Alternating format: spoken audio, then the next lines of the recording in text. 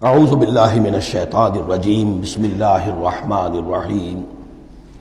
اب تیسرے حصے میں اس قرآن کی تعلیم عام، تعلیم بالغان کا جو ایک نظام قائم کیا گیا اس کا ذکر ہے۔ جمعہ کیا ہے اصل میں؟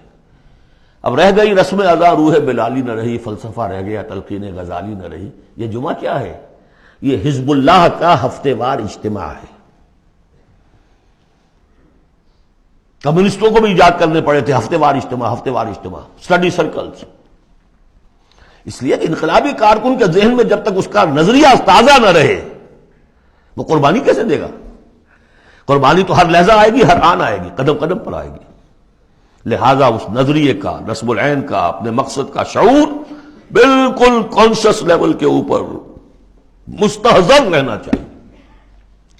لہذا اجتماعات، اب ظہر کی نماز کی بجائے جمعہ، وہاں 4 فرض یا 2 کر دیے، 2 کی جگہ خطبہ۔ خطبہ کس لیے؟ تعلیم قرآن، تعلیم بالغان۔ ظاہر ہے وہاں کالجز نہیں تھے، کتابیں نہیں تھی، پریس نہیں تھے، چھاپے خانے نہیں تھے، آڈیوز نہیں تھے، ویڈیوز نہیں تھے، کچھ بھی تو نہیں تھا، لیکن ایک نظام ہے۔ ہفتے میں ایک دن ایسا نکال لو، اگرچہ پورا دن نہیں چاہیے، یوم سبت کی طرح نہیں ہے۔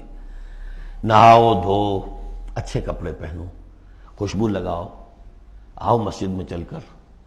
پہلی گھڑی میں آ جاؤ گے تو اتنا ثواب ہوگا جتنا کہ ایک اونٹ کی قربانی کا۔ ہم نے آنکھوں سے دیکھا ہوا بچپن میں 7-8 بجے کے قریب مسجدوں کے اندر ہجوم ہوتے تھے، لوگ پہنچ جاتے تھے گاؤں سے، اس لیے گاؤں میں جمعہ ہوتا نہیں تھا۔ اب تو ایک خاص مسلک ہمارے ہاں جو آیا، انہوں نے 4 آدمیوں پہ بھی جمعہ کھڑا کر دیا، تو اب خام خواہ کاہے کو جائے گا کوئی آدمی شہر کے اندر؟ پہلے تو یہ تھا کہ جو مسئلے جامع نہ ہو، جو ایک شہر نہ ہو جس کے اندر کہ کوئی حکومت کا ایک بڑا افسر نہ رہتا ہو، اس کے بغیر جمعہ نہیں ہوتا۔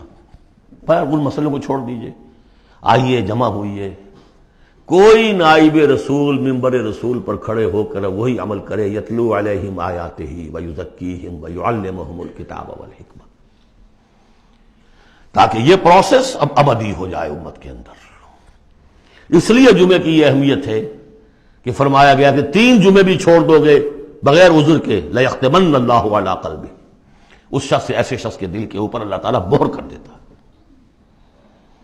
لیکن بات یہی ہے کہ وہ ساری حکمت ختم، وہ مقصد ختم، نہ وہ مقصد ہے، رہ گئی رسم ادا روح بلالی نہ رہی، اور فلسفہ رہ گیا تلقین غزالی نہ رہی۔ جمعہ ہے، پھر بھی کھنڈر بتا رہے ہیں عمارت عظیم تھی۔ اب بھی جو اہتمام ہوتا ہے جمعے کے لیے کھنڈر ہی صحیح، لیکن بتا رہے ہیں کہ یہ کتنی بڑی عظیم عمارت تھی۔ یا ایھا الذین آمنوا اذا نودی للصلاۃ من یوم الجمعۃ فاسعوا الی ذکر اللہ وذروا البیع، اے ایمان والو جب تمہیں پکارا جائے نماز کے لیے جمعے کے دن، یعنی جمعے کی نماز کے لیے، تو لپکو اور دوڑو ہر طرح کے کاروبار کو چھوڑ کر اللہ کے ذکر کی طرف، اور چھوڑ دو کاروبار۔ اور یہاں ذکر سے مراد نماز تو ذکر ہے ہی، اصل میں خطبہ ہے۔ ذالکم خیر لکم ان کنتم تعلمون، یہی تمہارے لیے بہتر ہے اگر تم علم رکھتے ہو۔